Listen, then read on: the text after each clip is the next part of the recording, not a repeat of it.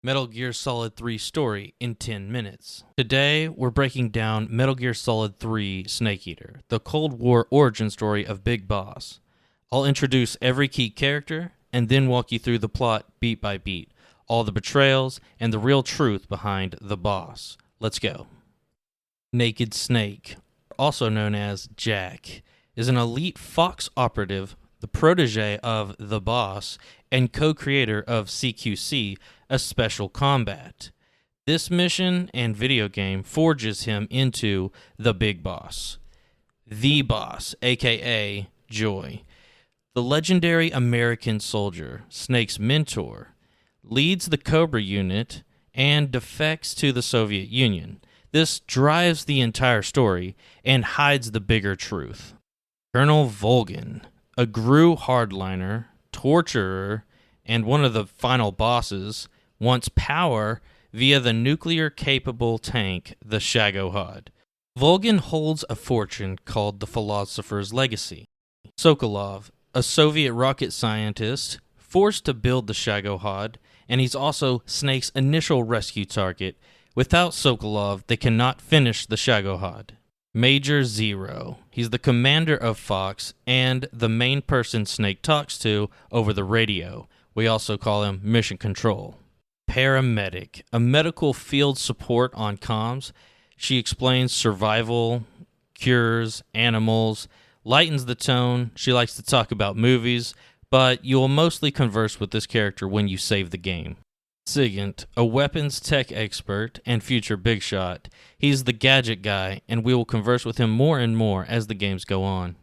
Eva, a master infiltrator posing as a KGB agent and Volgin's lover. She's a bike stunt queen, lockpicker, honey trap expert, and a secret Chinese spy sent to steal the Legacy microfilm, allies with Snake, and then disappears with the secrets. Revolver Ocelot, young GRU commander of the Ocelot unit, gunslinger in training who becomes fascinated with Snake.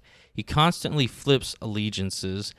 The endgame reveals he's quietly serving the U.S. interests and maneuvering the Legacy. He's a triple agent, and during the game, he's supposed to be Adam, but we never get to meet him. Instead, we meet Eva, the Cobra unit, the boss's wartime squad, each named after a emotion of war. The Pain, who controls swarms of hornets.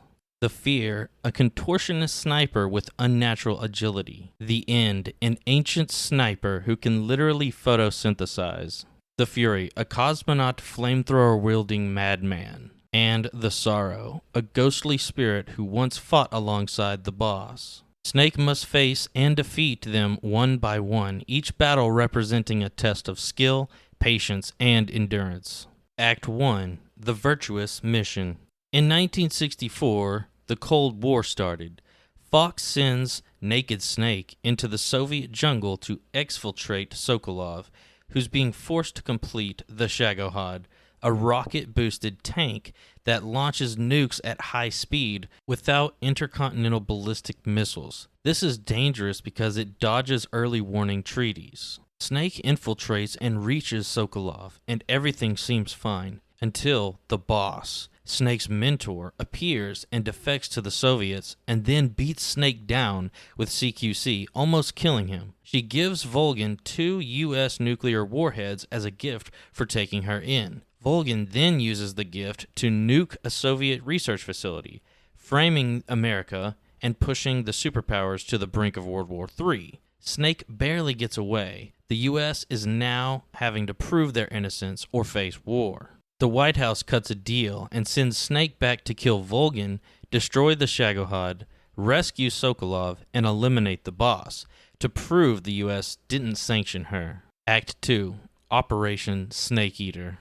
Snake was supposed to meet a CIA contact codenamed Adam, but he never shows. Instead, Eva arrives and helps Snake take out some Soviet soldiers. She offers weapons, intel, and a safe house. She's playing Volgin as his mistress under the name Tatiana, while quietly helping Snake. Snake encounters Major Ocelot and humiliates him with superior CQC and gun control, making fun of Ocelot's choice of gun and suggests he use revolvers, which later Ocelot adopts and masters. This rivalry evolves into mutual respect. Ocelot keeps showing up to test Snake, and in a weird way, he learns a lot from him. When Snake battles the Cobras, each fight means something significant. Pretty early on, you will start fighting the Pain. He fights with swarms of hornets and grenades. Snake learns to adapt to the terrain during this fight. The Fear. He uses camouflage, poison, and trick arrows.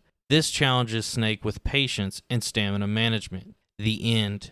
The legendary sniper duel across a massive map. This has always been my favorite fight. You track breathing, footprints, glints, and even use sunlight and sound.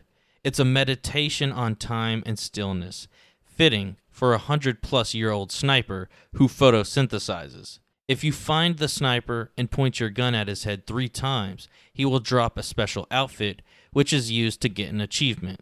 The Groznygrad infiltration. Snake meets Dr. Granin, who claims Sokolov is getting all the funding for the Shagohod. He outlines his real breakthrough, a bipedal walking tank controlled by a pilot, foreshadowing Metal Gear. Granin tips Snake that Volgin holds the Philosopher's Legacy, a secret multinational fund from World War II, and that the microfilm is the key to power. This is why everybody is trying to double-cross each other. Once Snake fully infiltrates Groznygrad, we can call it Volgin's fortress, he knocks out a soldier named Rykov and impersonates him.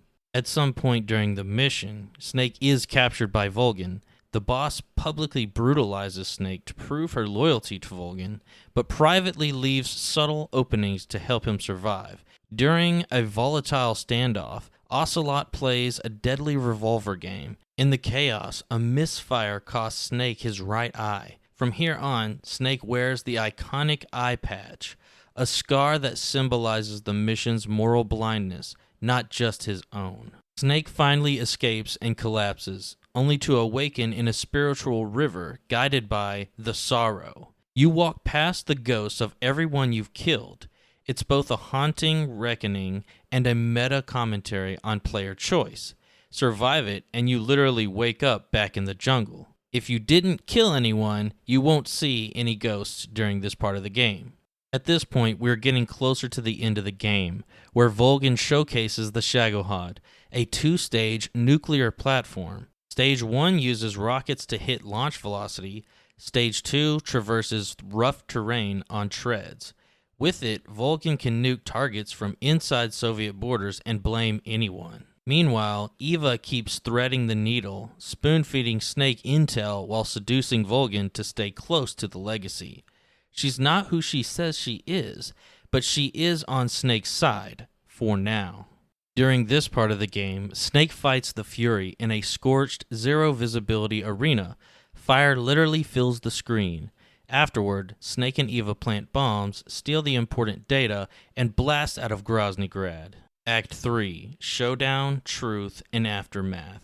This is Volgin's last stand. A massive chase erupts. Snake and Eva are on a motorcycle. Volgin is in the Shagohod, tearing the countryside apart. You destroy the tank's rocket stage, then finish it off while Volgin rants about power. Lightning strikes the battlefield in a poetic justice for the Man of Thunder. The final showdown. The boss. All that remains is Snake's final cruel order: kill the boss. They meet in a field of white flowers. It's mentor versus student. CQC versus CQC, philosophy versus reality.